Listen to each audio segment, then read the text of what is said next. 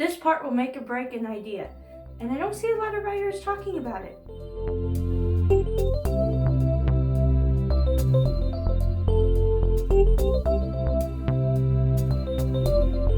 Hi, I'm Kaitlyn Turnboo, and I'm the author tuber that helps you write, publish, and market your book the right way the first time. In my previous video, I talked about a checklist.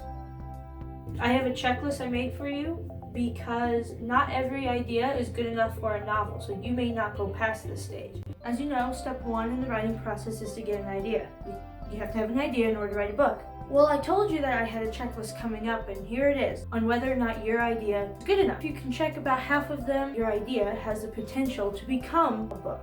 Before I begin, I have a surprise for all of my current subscribers. If you saw my previous video, you kind of know what it is. If not, stay till the end and have the whole spiel for you. As a lot of writers talk about getting an idea, is that not all ideas are good enough to actually fit inside a whole book.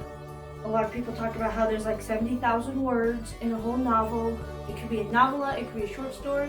Some writers do the cheesy thing that if it's your idea, it's good enough. Well, some ideas are a fluke and you're not going to be motivated enough to actually go through them.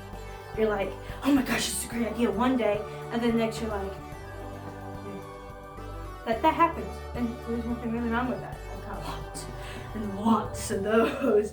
So number one is, who's your protagonist? Who's your main character? Can you connect with this character? So you obviously better know if they're male or female, and you better know if they identify themselves as straight, gay, or bi. Are they you need to know big characteristics. Whenever you do your actual outlining and character developing, you get the nitty gritty, but you need to know whether they're kind of more of the outgoing type or the stand back type. Whether they're the kind to be head first in the battle or led in a battle. Do they typically yell back when someone yells at them, or do they shut down? Those are kind of important things. And the most important thing, which I asked, was can you connect with them? You to your main character need to have like a streamline, some sort of connection that will keep you motivated throughout the entire writing process, and you'll actually enjoy writing them. My main character and I have a great connection, and he's a coward, so it's okay. Second, who's your bad guy? Who's your antagonist? Kind of the same thing. I don't know if you necessarily need to connect with them, like where you are rooting for them to win, and you want to know, what do they want? What does your main character want versus what your antagonist wants? Typically, they're in conflict with one another. The antagonist throws problems at the main character, and the main character tries to throw problems at the antagonist. That's a common thing. You need to know how they got into their position. Why is your main character the hero? Why isn't someone else? Why is your antagonist the main bad guy? Why isn't someone else? What about their past put them there? You are going to have an idea of that. You're going to want to know a general idea on what the lesson the protagonist is going to learn. Obviously, throughout the chapters of your book, your protagonist is going to go through a journey, and they're not completely the same from the beginning to the end. They learn something, they develop in some sort of way. Sometimes it's for the best, sometimes it's for the worst. But you're going to want to know what that is in a way. Outlining will really get into the nitty gritty. 6, you're going to want to know the strength of the antagonist. And of course, you're going to want to know the weakness. But the reason I bolded strength was because there's a strength of the antagonist that poses a threat that is difficult to overcome, and that's going to be really big. And of course, you're going to want to know their weaknesses. Next, you're going to need the weakness of your protagonist, and you're also going to want some strengths. So of course, your protagonist can't be perfect, but the strength of your antagonist picks on the weakness of your protagonist. 8, the environment. Some people call it the setting. You kind of want to know when. There's 1800s, medieval era, BC era. You're going to want to know kind of the years when it comes to that. You probably don't know the exact year, but you're going to have an idea based on what their surroundings are and their people. Well, you're going to probably have an idea on what some of the sub characters are and what their impact is, like love interests, friends, annoying bullies, things like that. 9, can you see the battle?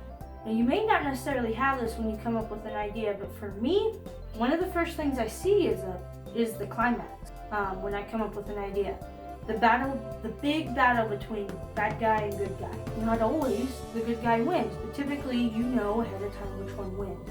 You don't necessarily know the walkthrough or how you can describe that because you're going to subscribe to my channel and learn that in the future. Do you see kind of what happens? Is there magic in it? Is one of them going to get injured? You know, can you see it like a movie play? Last, can you see struggles? Do you see struggles going on? The obstacles that the antagonist throws to the protagonist that's going to set them back, that's going to make them mad, that's going to, you know, cause trouble. Do you see some of those? All of this big list, hopefully it fits on the screen. You probably, just coming up with an idea, don't know all the answers to these. Doesn't mean it's not good enough. But before you go into the outlining phase, you're probably going to want to answer most of these.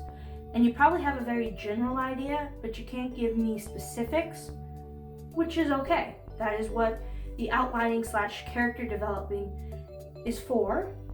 And I will go more detail on those if you want me to, but I do have videos on outlining already on basically what other people do, but I don't go on my character development as I talk about I'm a pantser. That's all I've got for you. Now I got your surprise. Now for my surprise. I'm excited.